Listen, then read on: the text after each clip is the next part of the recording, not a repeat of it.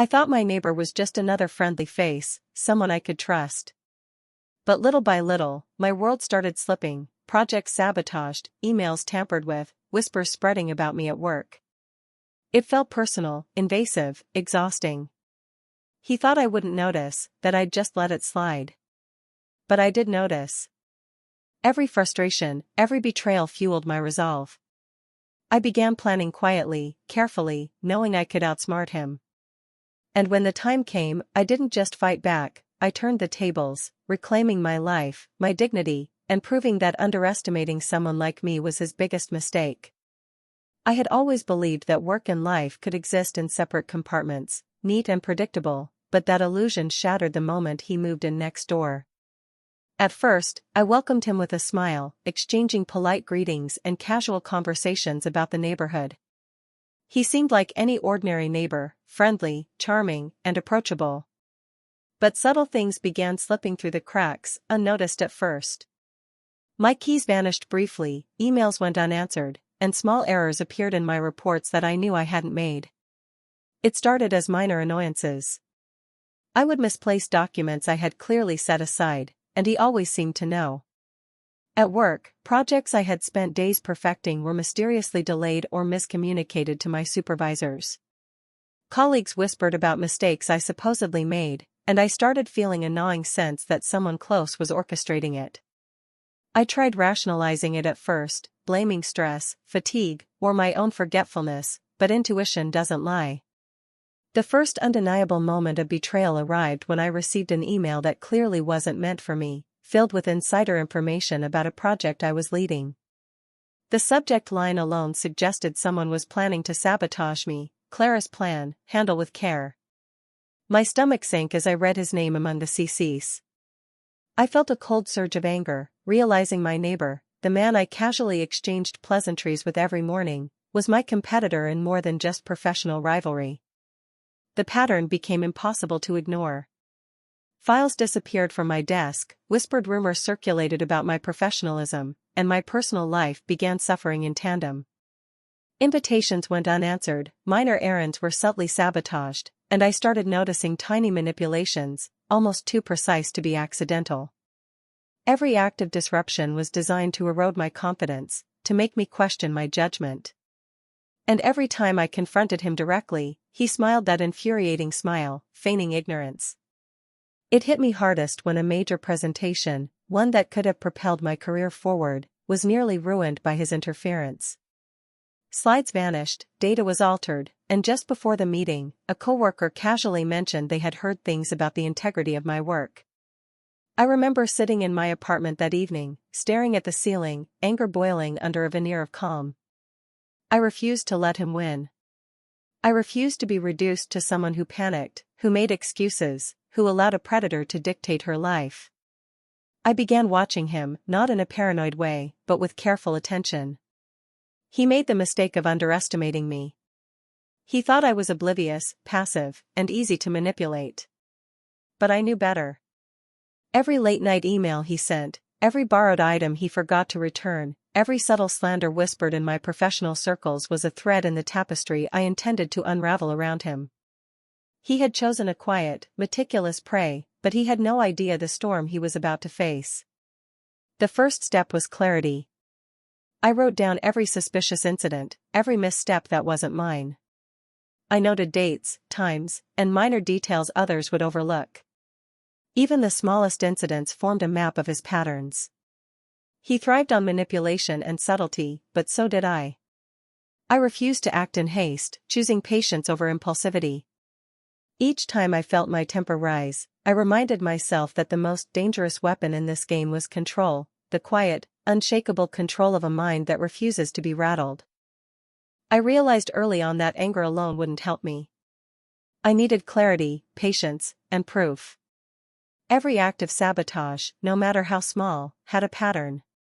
I began observing him quietly, almost imperceptibly.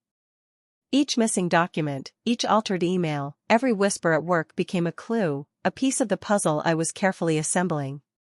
He moved with confidence, assuming no one noticed, but I noticed everything, the glances, the half-smiles when he thought I wasn't paying attention, the subtle ways he tried to undermine me. At work, I started paying attention to my surroundings in ways I never had before. Files vanished, data was corrupted, and emails went missing, but patterns emerged. He was clever, methodical even, but arrogance was his weakness. He believed he was untouchable, that no one would connect the dots. That overconfidence became my advantage. I set small, seemingly innocuous traps, documents left where I knew he would access them, hints of confidential information, each one designed to provoke a predictable response. And he fell for it every single time. I documented everything meticulously. Screenshots, copies of altered files, notes on conversations that at first seemed casual but were clearly manipulative. I created folders, organized by date and context. Every detail, every small act of sabotage became part of a growing record. I wasn't acting on impulse, I was deliberate, turning every mistake he made into proof I could use later. The satisfaction wasn't in revenge yet, it was in knowing I controlled the situation. Even outside work, I noticed subtle manipulations. Packages lost or moved, personal notes read and replaced, items borrowed and never returned. He wasn't only attacking my professional life, he was trying to invade my personal space. But I refused to be intimidated. Each interference became part of the larger plan I was constructing. Every email I tracked, every suspicious message I logged, every rumor whispered about me became ammunition. The more he tried, the more evidence I collected. I began noting his habits outside direct interactions. I observed when he came into the office, when he lingered near my workspace, when he accessed shared files. Each small discovery fueled my confidence. He was predictable, and predictability is a vulnerability. I created a mental map of his behavior, a blueprint of his arrogance. I didn't need to confront him yet, the power lay in preparation, in waiting for the precise moment to act. There were moments of tension when I wanted to confront him, to call him out. But I resisted. Impulse would ruin everything. Revenge isn't about quick satisfaction, it's about precision. Every move must be calculated. I allowed him to feel in control, to believe he had the upper hand, all while quietly building the foundation for his eventual downfall. I started subtly influencing perceptions at work without making accusations. Small comments in meetings, gentle reminders to coworkers, questions highlighting inconsistencies, all designed to make others notice his behavior without realizing I was orchestrating it. Awareness became a silent network that would support my plan. Every raised eyebrow, every hint of suspicion, built a context in which his eventual exposure would be undeniable. I also set up psychological tests. I left sensitive information where he would find it, just enough to tempt him. I observed his reactions carefully. Every movement, every decision he made in response was recorded. He was greedy, reckless when opportunities seemed certain. Each misstep was logged, each predictable reaction catalogued. My notebook became a blueprint of his strategies, weaknesses, and arrogance. Even outside work, I created subtle setups to see if he would interfere. Packages, minor tasks, personal projects, things I could monitor without revealing my intent. He approached everything as if clever, but his actions became pieces of evidence. Patience, methodical observation, and precise documentation transformed every intrusion into ammunition. Every attempt to manipulate, every minor sabotage, only strengthened my position. I prepared myself mentally for the eventual confrontation, not with rage, but with strategy. I imagined the moment when every act of sabotage, every lie, every manipulation he attempted would be revealed. I rehearsed my composure, ensuring I would remain calm. Revenge would not be impulsive or dramatic, it would be precise, inevitable, and undeniable. I stayed alert to emails, messages, and interactions that could add to my collection. Every minor incident, every overlooked detail, was documented. I resisted acting too soon, knowing one wrong move could give him the advantage again. Patience became my greatest weapon.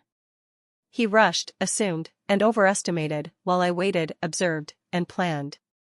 Months passed, each one strengthening my understanding and control. He continued his manipulations, confident that no one noticed. Every action he took, however, was recorded, analyzed, and mapped. The more reckless he became, the stronger my position grew. I had not only protected myself but created a detailed record that would leave him exposed beyond denial. Finally, I felt ready. I had everything: emails, screenshots, altered documents, witness statements, patterns of sabotage. Every angle of exposure was covered. Every misstep he had made could now be used strategically. Months of patience, observation, and preparation had brought me to the perfect moment. His downfall would be precise, undeniable, and just. The realization was empowering. I no longer felt threatened, anxious, or vulnerable. I had transformed fear and frustration into calculated action. He had underestimated me, assuming patience and composure indicated weakness. In truth, it had been strategic, a quiet accumulation of intelligence and foresight. Soon, the balance of power would shift entirely, and he would realize that underestimating me was his gravest mistake.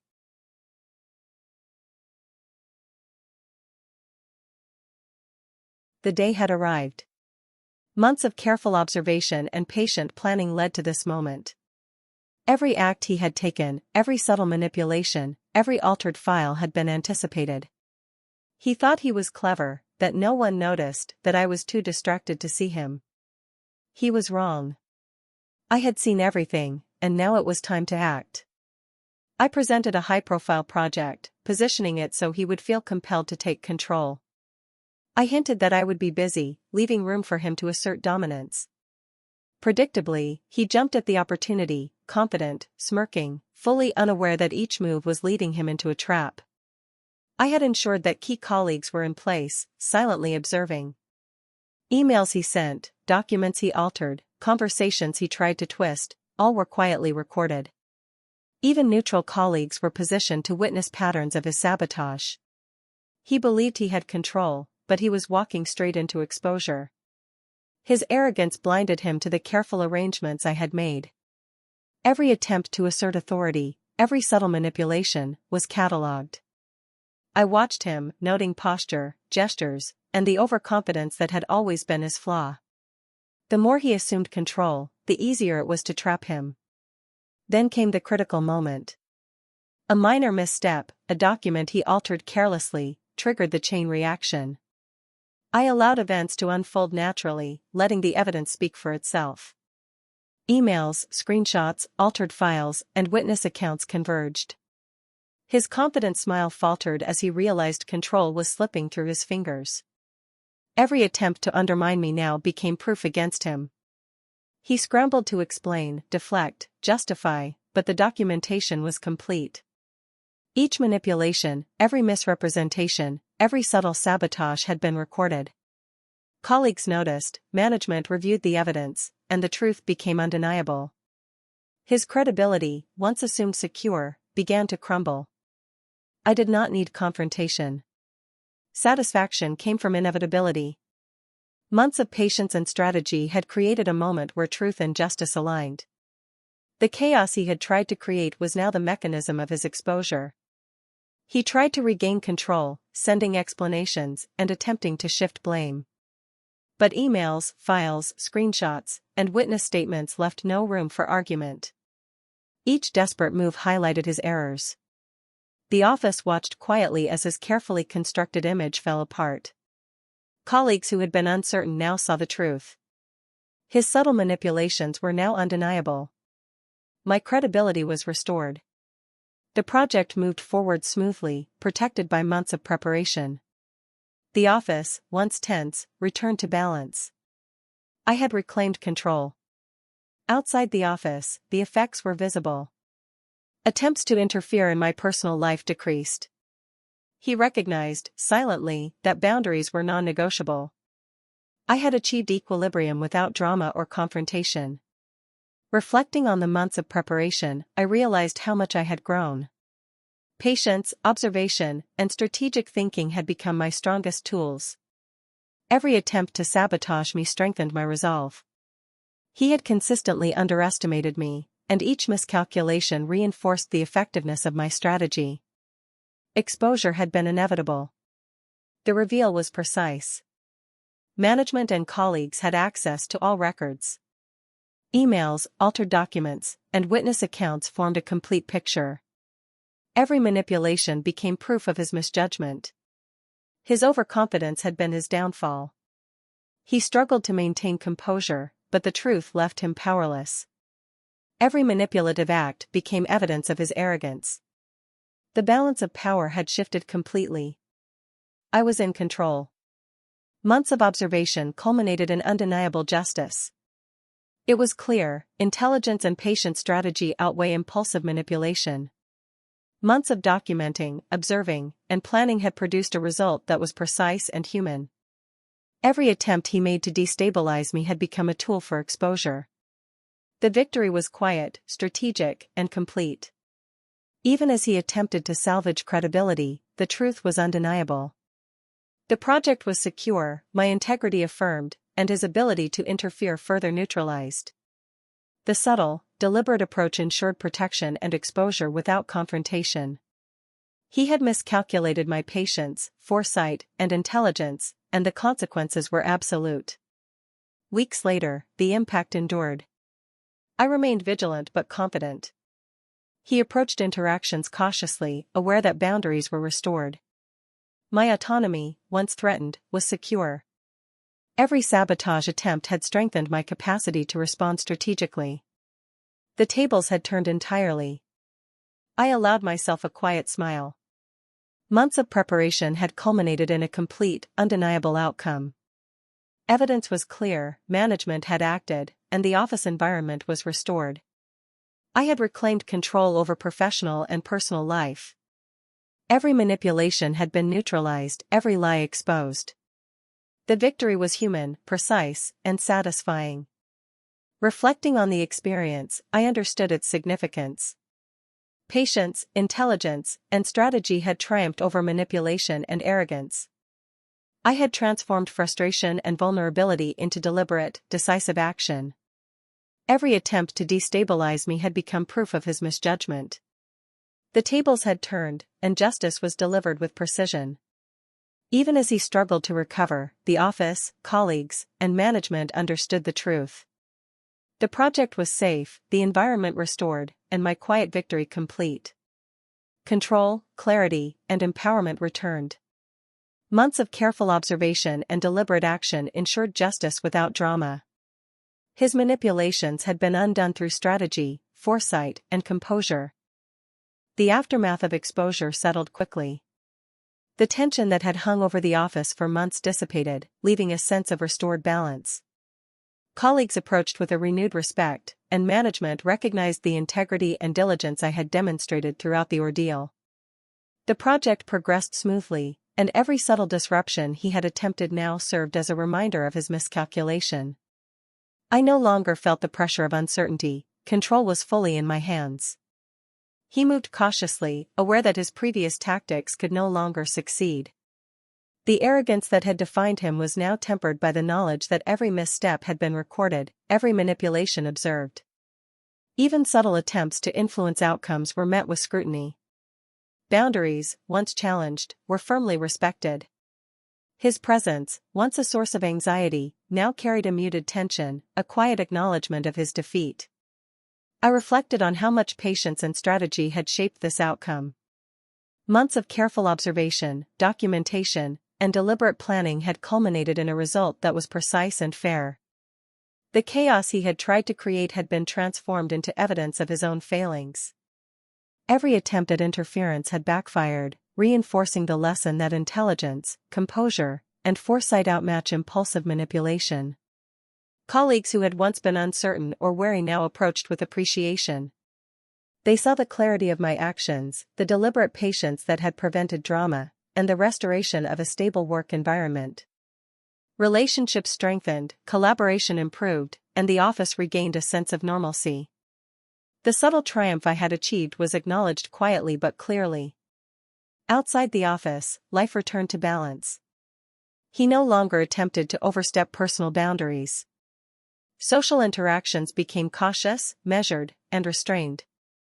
The autonomy I had fought to protect was intact, and the subtle control he had tried to assert was fully neutralized. Every previous act of sabotage had been turned into a learning experience, sharpening my ability to anticipate and respond to challenges strategically. I allowed myself moments of quiet reflection. The experience had revealed the power of patience, foresight, and meticulous planning. Frustration, anxiety, and subtle fear had become tools for honing my skills and sharpening my awareness. The satisfaction did not come from humiliation or gloating but from the restoration of control and the affirmation of integrity. The process had been deliberate, precise, and humanistic, a complete reversal without unnecessary confrontation. As weeks passed, the ripple effects continued. Colleagues and management remained confident in the fairness of outcomes, the project continued without interference, and the office culture improved. Every attempt he had made to destabilize me served as evidence that reinforced the importance of vigilance, composure, and intelligence. His overconfidence, once his strength, had become the foundation of his undoing. I reflected on how much I had learned. Strategy, observation, and patience were not just tools for professional success, they were safeguards for personal empowerment. Every subtle attempt at sabotage had reinforced my ability to remain composed, anticipate consequences, and act decisively.